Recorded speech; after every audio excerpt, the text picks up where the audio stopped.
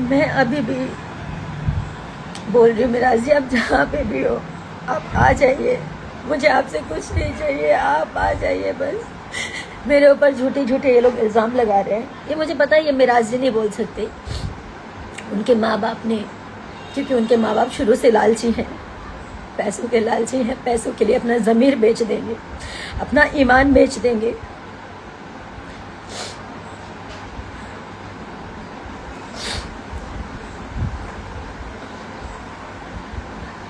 मुझे पता है कि वो पैसे वाले हैं, पैसा बहुत है,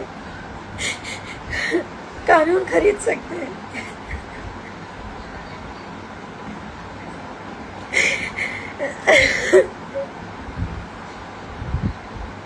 सब कुछ खरीद सकते हैं,